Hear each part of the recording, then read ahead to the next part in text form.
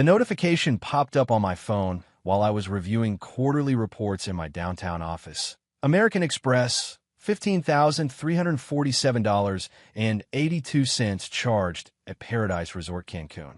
I stared at the screen, certain there had to be a mistake. I was sitting in Seattle, 3,000 miles away from any Mexican resort.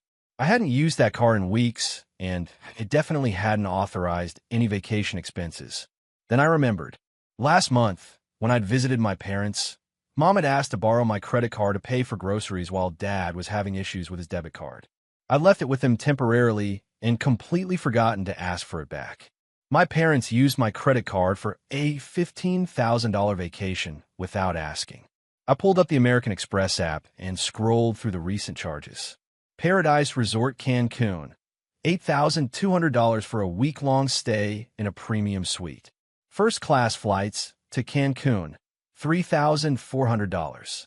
Resort dining and spa services, $2,100. Excursions and activities, $1,647.82. They'd planned and booked an entire luxury vacation using my credit card without saying a word. My phone rang. Dad's name appeared on the screen. "Hey, kiddo." His voice was cheerful, relaxed, the sound of someone calling from a beach chair. "Beautiful day here in Cancun. Your mother and I are having the most wonderful time. The resort is incredible, the weather is perfect, and the spa treatments are amazing." "Dad," I said carefully, "are you calling to tell me about the $15,000 you just charged my credit card?" There was a pause. Then, to my amazement, he laughed. "Oh, that. Well, yes, we used your card for the trip. We figured you wouldn't mind."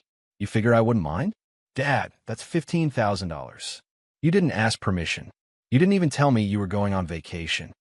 "Listen, sweetheart." His voice took on the patronizing tone I remembered from childhood. "You make good money at that little tech job of yours. This is a drop in the bucket for you. Besides, your mother and I have sacrificed so much over the years raising you and your sister. We deserve a nice vacation." I was speechless. The casual entitlement, the assumption that my money was somehow their money, the complete lack of acknowledgement that they'd essentially stolen from me. "Dad, you can't just use someone else's credit card without permission. That's...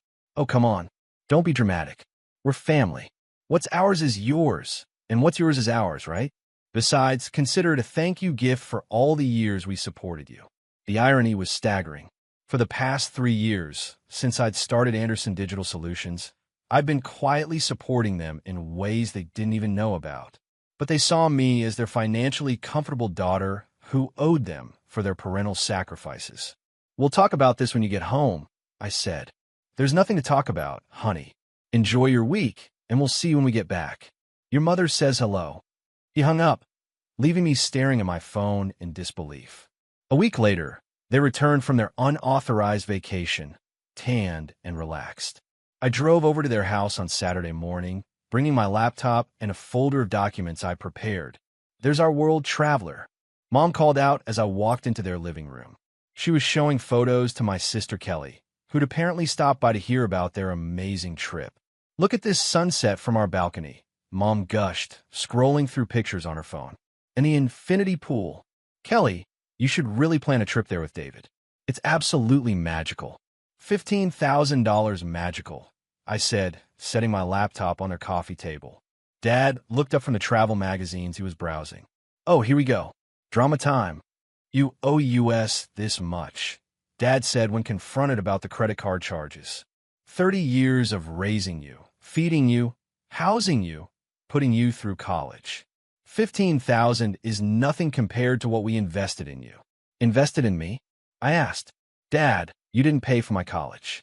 I had scholarships and student loans that I paid off myself. We provided emotional support," Mom added. "A stable home environment. That's worth more than money." Kelly looked uncomfortable. "Maybe you guys should discuss this privately." "No," I said, opening my laptop. "Actually, Kelly should hear this too." I smiled and opened my laptop. "Let me show you something interesting." I pulled up a spreadsheet I'd been maintaining for 3 years, a detailed record of every financial transaction related to my parents.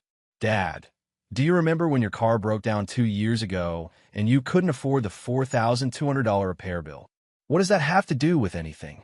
You called me, panicking because you needed your car for work. I wired you the money that same day. Do you remember what you told me about paying it back? You shifted uncomfortably. We said we'd pay it back when we could. Right. Well, you never did. But that's okay, because I wasn't expecting you to. I scrolled down the spreadsheet. Then there was Mom's dental work. $6,800 for the crown and root canal that insurance didn't cover. Mom's face flushed. You said it was a gift. It was. I'm not asking for it back.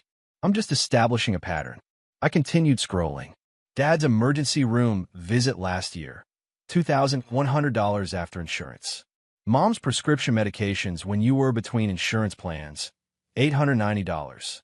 The down payment for Kelly's wedding venue that you couldn't afford. $8,500. Kelly's mouth fell open. You paid for part of my wedding? Your parents asked for help because they'd already committed to the venue, but didn't have the deposit. I was happy to help. Their faces when they saw I'd been supporting them for years showed a mixture of shock, embarrassment, and dawning realization. But that's not all.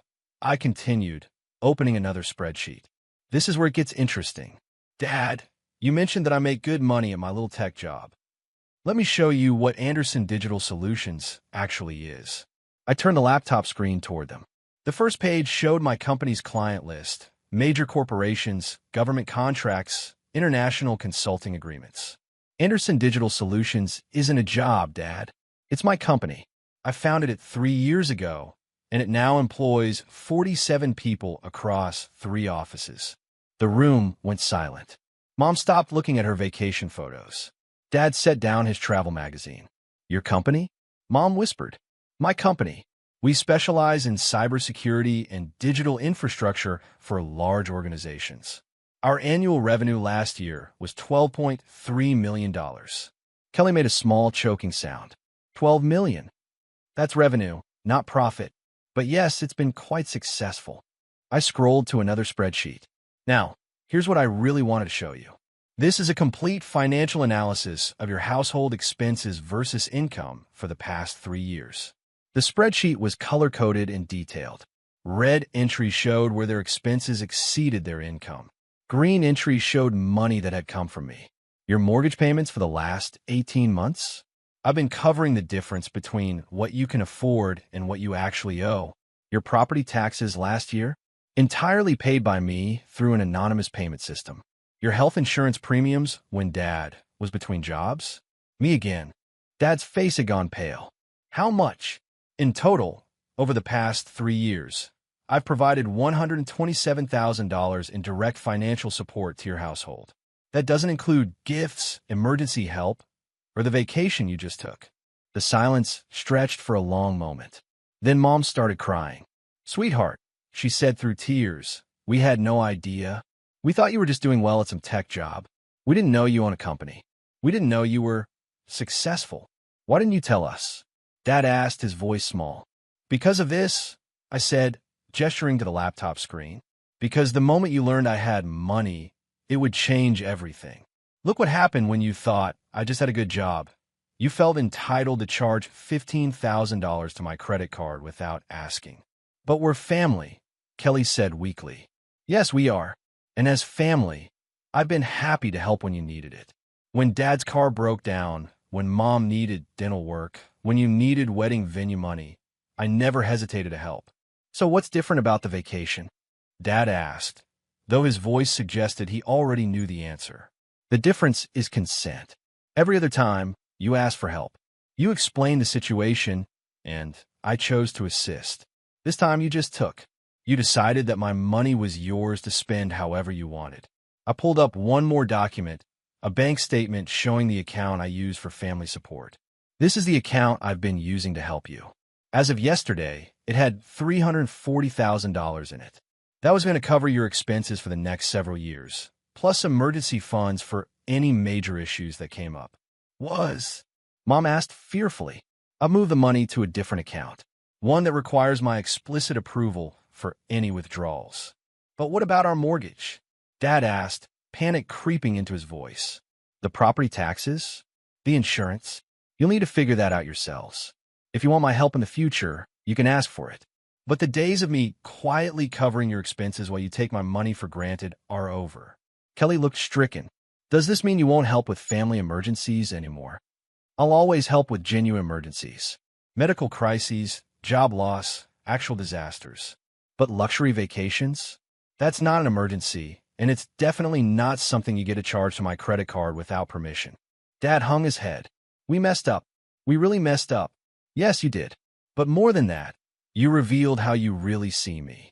Not as a successful business owner who's been generously supporting you, but as someone whose money you're entitled to because you're my parents. How do we fix this? Mom asked. I closed the laptop and looked at both of them. First, you pay back the $15,000. I don't care if you have to take out a loan or work overtime or sell things. You don't get to keep the vacation you stole. Okay, Dad said immediately. We'll figure it out. Second, you start managing your own finances. I'll help with emergencies, but I'm not going to be your invisible benefactor anymore. You need to live within your means.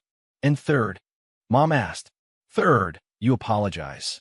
Not just for the credit card, but for 30 years of treating my success as something I owe you rather than something I've earned. They both nodded, tears in their eyes. As I packed up my laptop and prepared to leave, Dad called my name. Anderson. I turned back. I'm proud of you.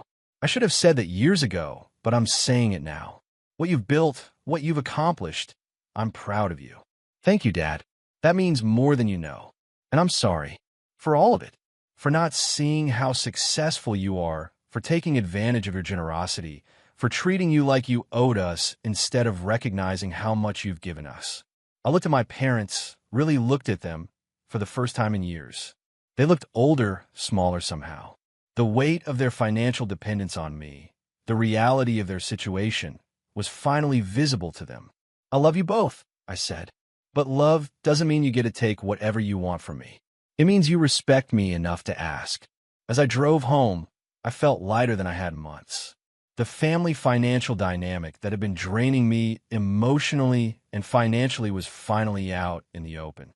They knew who I really was, what I'd really been doing, and what the consequences were for taking that for granted. My phone buzzed with a text from Dad. Called the bank. We can get a loan for the $15,000.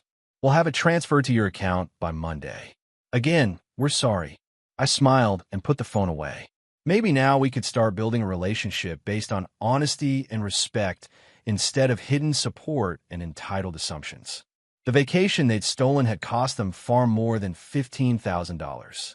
It had cost them the comfortable fiction that they were independent and that I was just their moderately successful daughter. But maybe, in the long run, that would turn out to be worth the price.